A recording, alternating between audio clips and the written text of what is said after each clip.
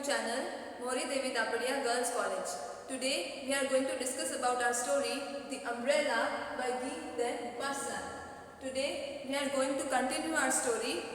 Before that we have studied that a miser woman, a miser lady, Ma'am O'Reilly, who is too miser to buy even an umbrella for her husband, finally gives an umbrella to her husband and that umbrella is burnt. And after that a friend comes and gives them a suggestion to go to the assurance company. क्या हुआ था कि umbrella दिला दिया उसने अपने husband को और अब उनका जो दोस्त है उन्होंने एक सजेशन दिया है कि जो बर्न्ड अम्ब्रेला है उसको आप अश्योरेंस कंपनी में ले जाके उसके लिए आप क्लेम करो। और जो माइजर लेडी है मैम ओरिल, वो उसका जो एडवाइस है उसको मान चुकी है और अब वो रेडी है जाने के लिए कहाँ पर, अश्योरेंस कंपनी। तो आज हम देखेंगे आगे। Let's continue. But first of all, she was obliged to prepare umbrella so the disaster might be complete and the reason of it quite evident. तो क्या हुआ, उसने कल डिसाइड किया था कि अब वो जाने वाली है अश्योरेंस कंपनी के लिए, वो जो डैमेज हुआ है उसके लिए क्लेम करने के लिए। अब क्या हुआ, जाने से पहले वो क्या करेगी, अम्ब्रेला को अच्छे से प्रिपेयर करेगी, क्योंकि अगर डैमेज अच्छे से नहीं होगा तो वो लोग शायद उसका डैमेज क्लेम ना दे, उसका पैसे ना दे वो। तो उसने क्या किया, अम्ब्रेला को अच्छे से प्रिपेयर किया। और प्रिपेयर कैसे किया, She took a match from the mantelpiece and between the ribs she burned a hole as big as the palm of her hand. क्या किया उसने, एक मैच बॉक्स लिया मेंटलपीस से, जो एक जगह होती है मैच बॉक्स रखने की, वहाँ से मैच बॉक्स लिया और जो अम्ब्रेला का जो रिब्स थी वहाँ पे उसने इतना बड़ा होल किया, कितना बड़ा, पाम ऑफ हर हैंड, अपनी हथेली के जितना बड़ा उसने अम्ब्रेला में होल कर दिया है और अम्ब्रेला को पूरी तरह से जला दिया है। उसके बाद क्या हुआ, Then she delicately rolled it up, fastened it with the elastic band, put on her bonnet and shawl, and went quickly toward the Rue de Rivoli, where the assurance office was.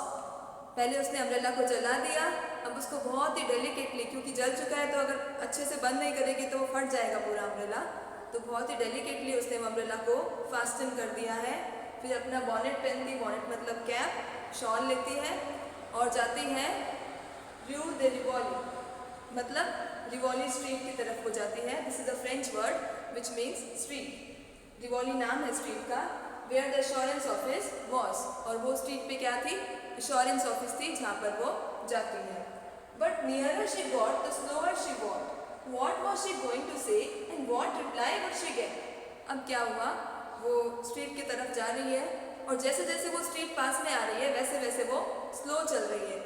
और वो slow क्यों चल रही है, क्योंकि वो उसको पता है कि वो बहुत ही ट्रिवियल से मैटर के लिए जा रही है अश्योरेंस कंपनी, क्योंकि ये जो मैटर होते हैं umbrella, slippers, household things, इनका कभी भी अश्योरेंस नहीं होता है, इंश्योरेंस नहीं होता है इन सबका, लेकिन वो ये सब के क्लेम के लिए जा रही है, अम्ब्रेला के लिए क्लेम करने जा रही है। तो उसको मालूम था कि वो थोड़ा तो गलत कर रही है, उसको खुद मन में पता था कि बहुत छोटी सी चीज़ के लिए वो क्लेम करने के लिए अश्योरेंस कंपनी जा रही है, इसीलिए उसकी स्पीड स्लो हो गई।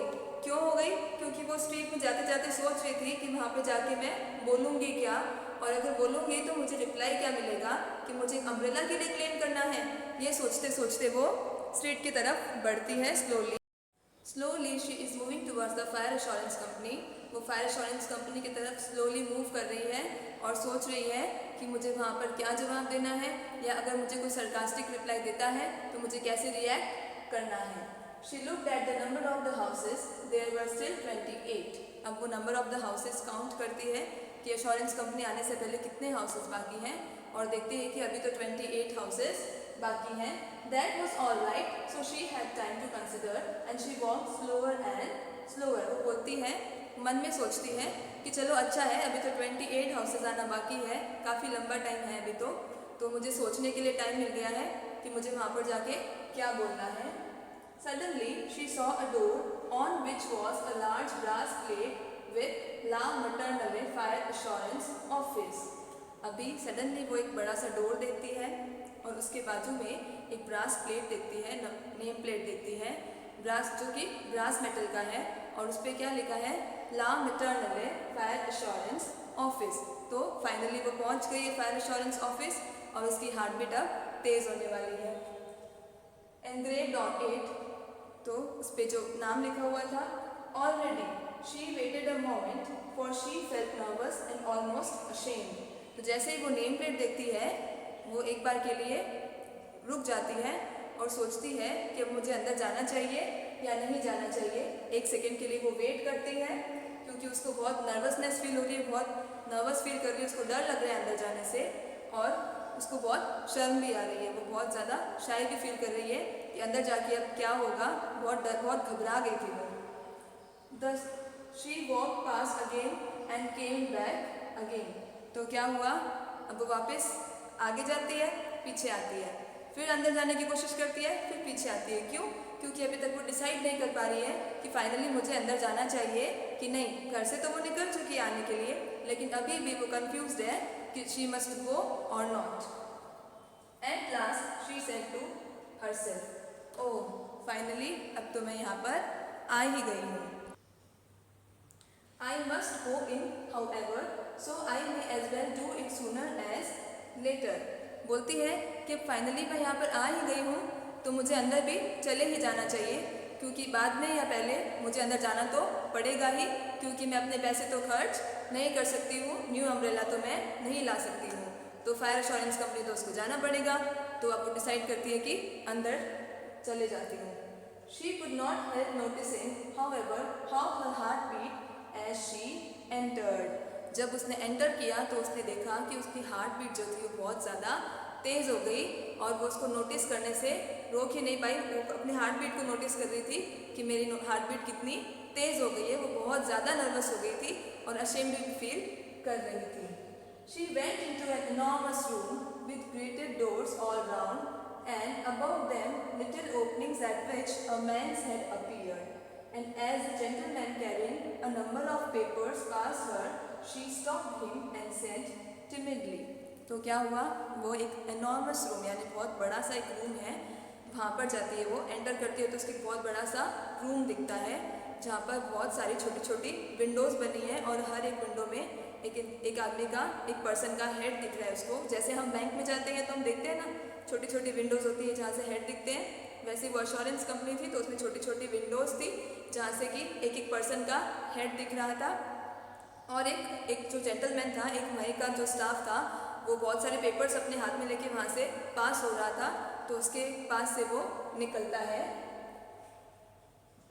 She stopped him and said timidly। वो उसको रोकती है और थोड़ा सा घबरा के वो बोलती है, I beg your pardon, Monsieur, but can you tell me where I must apply for the payment for anything that has been accidentally burned। वो बोलती है, महाशय मैं आपकी माफ़ी, मैं आपको रोकती हूँ, सॉरी आपको डिस्टर्ब कर रही हूँ, पर क्या आप मुझे बता सकते हैं कि मैं कहाँ पे जाऊँ जहाँ पे मुझे क्लेम करना है कुछ ऐसी चीज़ के लिए जो कि जल चुकी है। वो उसने ये नहीं बताया कि छोटा सा अम्ब्रेला है, वो जस्ट इतना ही उससे पूछती है कि मेरा कुछ नुकसान हो गया है, डैमेज हो गया है, कुछ जल गया है, तो मैं उसके लिए क्लेम करने के लिए कौन से रूम में जाऊँ, कौन सी ऑफिस में यहाँ पर जाऊँ, क्योंकि वहाँ पर बहुत सारी ऑफिसेज बनी हुई थी तो उसको ये नहीं पता था कि उसका डिपार्टमेंट कौन सा है, फायर एश्योरेंस डिपार्टमेंट कौन सा है। तो वो उससे पूछती है कि क्या आप मुझे बताएंगे कि मैं कहाँ जाऊँ। He replied in a sonorous voice। sonorous means बहुत स्वीटली, बहुत अच्छे से, वो बहुत विनम्रता से वो रिप्लाई करता है उसको। The first door on the left, that is the department you want। वो बोलता है, मैडम जो फर्स्ट डोर है ना लेफ्ट पे, वहाँ पे आप जाइए, वही डिपार्टमेंट है जिसका आप मुझे पूछ रही हैं, आपका काम वहीं पे हो जाएगा। This frightened her still more and she felt inclined to run away to put in no claim to sacrifice her 18 francs। तो जब उसने उसको रास्ता बताया जो डिपार्टमेंट उसको चाहिए था उसका, तो बहुत ज़्यादा डर गई, क्योंकि अब फाइनली वो वहाँ पे पहुँचने वाली थी जहाँ पे उसको अम्ब्रेला के लिए क्लेम करना था। तो वो बहुत ज़्यादा डर गई और तब उसने फाइनली, वो इतना डरी, उसको थोड़ी सी शर्म फाइनली आई कि उसने सोचा कि सब कुछ छोड़ के वापस चली जाती हूँ और 18 फ्रैंक्स सैक्रिफाइस कर देती हूँ। इतनी माइजर लेडी 18 फ्रैंक्स सैक्रिफाइस करने के लिए फाइनली रेडी हो गई, लेकिन but the idea of that some revived her courage. लेकिन जैसे ही उसके मन में आया कि 18 फ्रैंक्स का नुकसान हो जाएगा, उसकी हिम्मत बढ़ गई। मतलब फाइनली उसने सोचा कि नहीं, 18 फ्रैंक्स तो मैं किसी भी कीमत पे जाने नहीं दे सकती, चाहे उसमें मेरी इंसल्ट ही हो जाए, पर मैं जाऊंगी और कोशिश ज़रूर करूंगी। तो फाइनली अब वो जाने के लिए रेडी है। and she went upstairs out of breath, stopping at almost every step. जाने के लिए वो रेडी हो गई, लेकिन फिर भी वो नर्वस है, इसके लिए उसको थोड़ी सी सांस फूल गया उसका, थोड़ा सा उसको मतलब आउट ऑफ ब्रेथ हो गई वो, और ऑलमोस्ट एवरी स्टेप पे वो रुक रही थी. She knocked at the door which she saw on first landing. अब जैसे ही वो ऊपर पहुंची, फर्स्ट लैंडिंग मतलब ऊपर पहुंचते ही जो उसको फर्स्ट रूम दिखा, उसने उस पर नॉक किया. And a clear voice said in answer, come in. एक बहुत ही क्लियर वॉइस आई, और क्या आवाज़ आई? कम इन. She obeyed mechanically and found herself in a large room where three solemn gentlemen, all with a decoration in buttonholes, were standing talking. उसको आवाज़ आई कम इन, तो उसने जैसे ही कम इन आवाज़ आई वो अंदर चली गई, और एक बहुत बड़ा सा रूम था जहाँ पर 3 लोग खड़े थे जो कि आपस में बात कर रहे थे, 3 जेंटलमैन, और तीनों के बटन होल्स यहाँ पे जो ब्रॉच होता है वो लगा हुआ था. डेकोरेशन मतलब यहाँ पे बटन होल में ब्रॉच लगा हुआ था. उसके बाद वो तीनों कुछ डिस्कशन कर रहे थे. One of them asked her, what do you want madam. वो जो तीनों लोग बात कर रहे थे उनमें से एक मुड़ा और बोला, what do you want madam, आपको क्या चाहिए. She could hardly get out the words but stammered, I have come on account of an accident of something.